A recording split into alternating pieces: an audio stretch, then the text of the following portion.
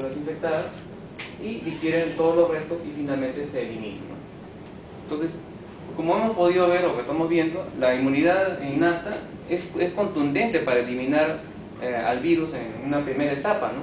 No hay necesidad de infectarse o que el virus se replique más allá, siempre y cuando estos mecanismos estén funcionando adecuadamente.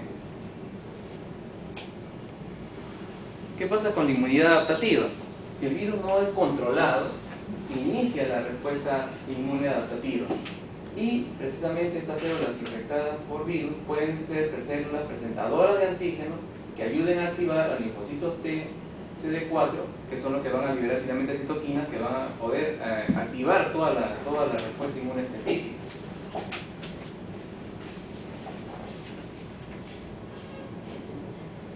En contraparte, esos linfocitos T activados pueden ahora liberar interferón tipo 2, que es el interferón gamma principalmente, que ayuda a potenciar los mecanismos de óxido nítrico y de reducción de nitrógeno y de oxígeno en el macrófago para poder eliminar a los virus que tiene en las vacuolas, ¿no?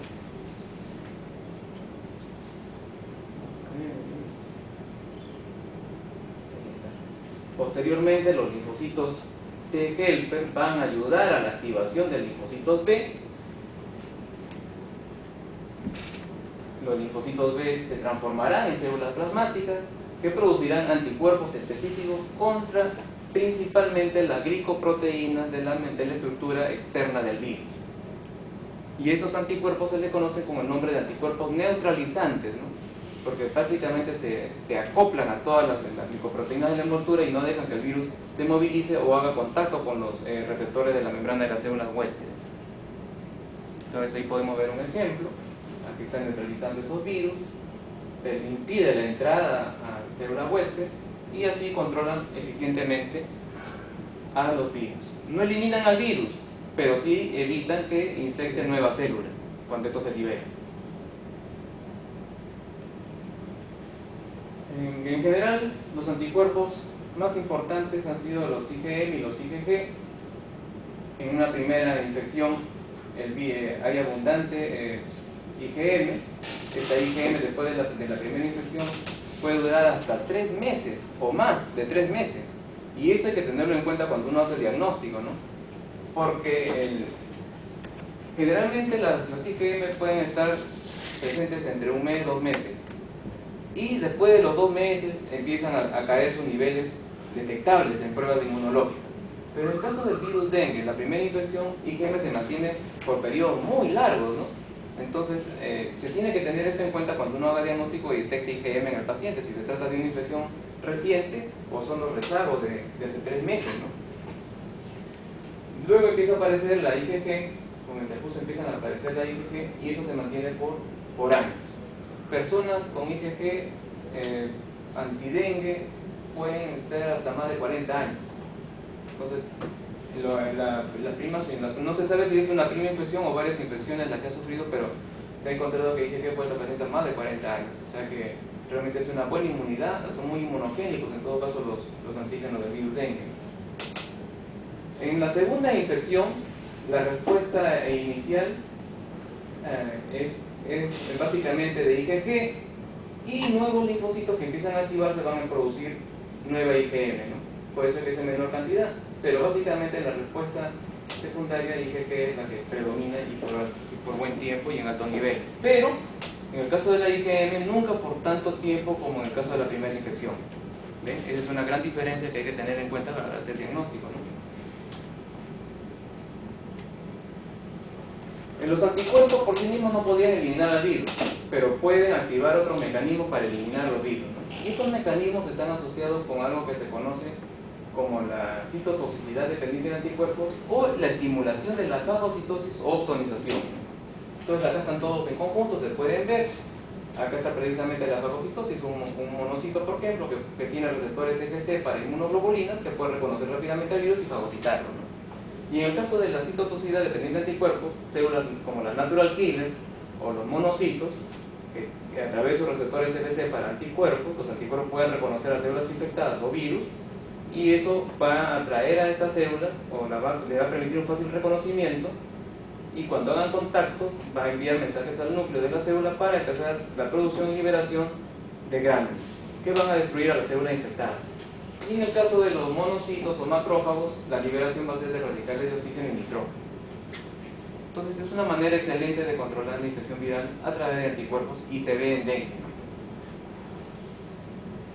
Otro importante elemento de la inmunidad, tanto innata como adaptativa, es el complemento, porque puede actuar en ambos. Los anticuerpos pueden activar el complemento, las inmunoglobulinas que se pueden pegar a la estructura del virus, y eso puede hacer que dos moléculas de inmunoglobulinas estén muy cerca una de la otra y activar el complemento vía clase.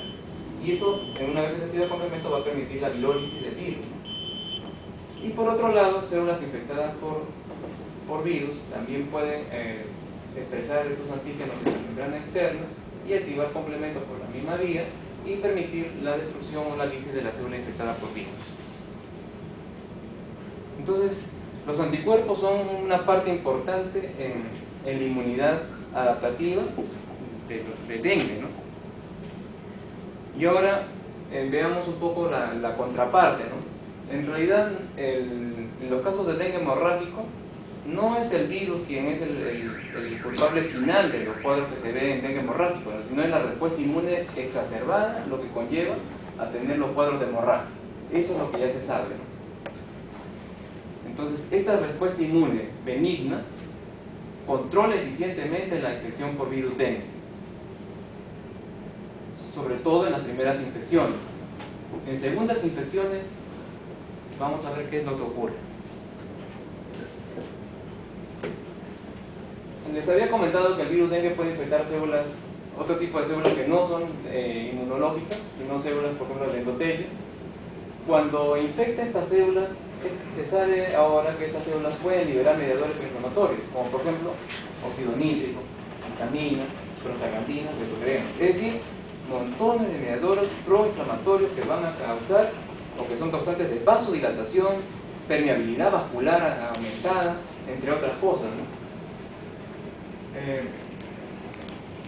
Después vamos a ver esto de acá. Y eso es precisamente lo que ocurre en dengue. El dengue hemorrágico no es otra cosa que la extravasación de líquidos desde los vasos.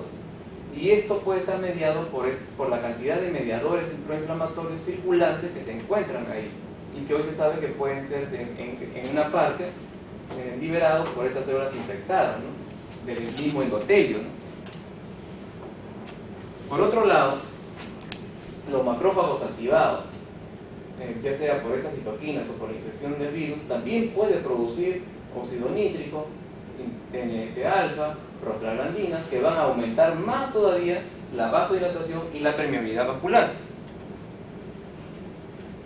Con respecto a los anticuerpos, en una segunda infección, estos anticuerpos que eran neutralizantes para el primer virus que se infectaba, ya no van a poder neutralizar totalmente al segundo serotipo, porque ya no van a reconocer todas las estructuras comunes. Entonces, el virus va a tener cierta movilidad, por decirlo de alguna manera, y cuando vengan los macrófagos que tienen receptores CCC para poder reconocer a estos complejos antígenos anticuerpos, el virus va a ser internalizado, pero como tiene todavía proteínas de su envoltura que no han sido bloqueadas por los anticuerpos neutralizantes, va a permitir que estas proteínas de envoltura se fusionen con la vesícula y permitan la liberación de la cápside. Ahí están los receptores CCC.